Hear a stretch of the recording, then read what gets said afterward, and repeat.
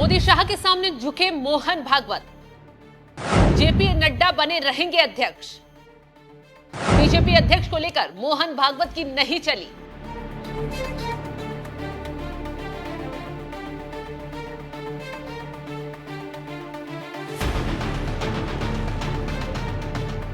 नमस्कार, मैं आपके साथ शबनम। बीजेपी अध्यक्ष नहीं बीरबल की खिचड़ी हो गई है। पिछले साल कहा जाने लगा कि अब अध्यक्ष बदला जाएगा, कब मिलेगा ये किसी को मालूम नहीं, लेकिन मोदी शाह और भागवत के बीच आखिरकार आरएसएस को झुकना पड़ गया है और सूत्रों के मुताबिक ये खबर आ रही है कि नड्डा का कार्यकाल बढ़ेगा और इसके लिए तमिलनाडु में आरएसएस की बैठक होगी, जिसमें नड्डा के साथ ही साथ मोहन भागवत और पदाधिकारी भी शामिल होंगे और यहीं पर जेपी नड्डा के कार्यकाल बढ़ाने की घोषणा की जाएगी। इसी को लेकर कहा जा रहा है कि आखिरकार मोदी शाह के सामने मोहन भागवत को नतमस्तक होना पड़ गया है। इससे पहले चले सियासी ड्रामे, कई नेता आए और कई नेता गए, लेकिन भागवत की एक नाम पर मोदी शाह एकमत नहीं हो पाए और आखिरकार मोदी शाह की जीत हो गई है और ये अभी सूत्रों के हवाले से खबर है। बाकी औपचारिकता तमिलनाडु में पूरी हो जाएगी। बीजेपी अध्यक्ष को लेकर पंजाब केसरी ने एक खबर छापी है,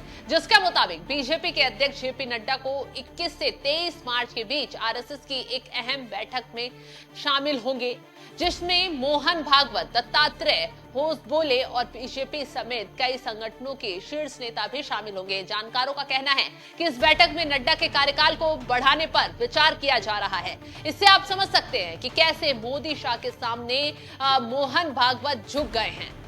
आपको जानकारी होगी कि पिछले साल से बीजेपी का अध्यक्ष एक पहेली बना हुआ था, लेकिन आज तक बीजेपी को अध्यक्ष नसीब नहीं हुआ और इसका कारण है मोदी शाह की जिद। जिस नाम को दिल्ली से नागपुर भेजा जाता उसे नागपुर इनकार कर देता और जिस नाम को नागपुर मोहर लगाकर भेजता उसे दिल्ली इनकार कर देती।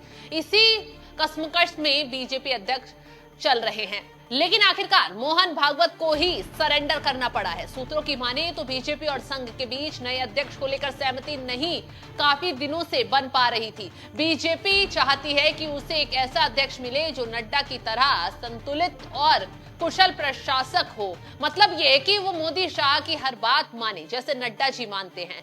जैसे कि मोदी शाह एक रबड़ स्टैंप चाहते हैं, लेकिन आरएसएस चाहता है कि वो हमारे विचारों पर चले, लेकिन ये हो नहीं सकता और आखिरकार दिल्ली ने फतह हासिल कर ली है, ऐसा कहा जा रहा है। विश्लेषकों की एक ये भी राय है कि बीजेपी का नया अध्यक्ष ना चुन पाने की एक वजह 36 में से 24 राज्य में संगठन के चुनाव ना हो पाना भी है। अध्यक्ष चुनने के लिए आधे से ज्यादा राज्यों में प्रदेश अध्यक्ष को चुनाव होना जरूरी है और अब तक सिर्फ 12 राज्यों में ही चुनाव हो पाए हैं। राष्ट्रीय अध्यक्ष पद के चुनाव के लिए अभी 6 और राज्यों में प्रदेश अध्यक्षों का चुनाव जरूरी है, लेकिन ये सब कहने की बातें हैं। अगर नाम पर दोनों पक्षों की सहमति बन जाती तो कभी का अध्यक्ष मिल जाता, लेकिन अब तक ना मिलना उसी का नतीजा है। देखना होगा कि कब बीजेपी को अध्यक्ष नया मिल पाता है। फिलहाल आपको क्या लगता है, क्या जेपी नड्डा ही आगे अध्यक्ष बने रहेंगे या फिर आगे भी कोई खेल होगा? अपनी राय कमेंट कर जरूर बताएं।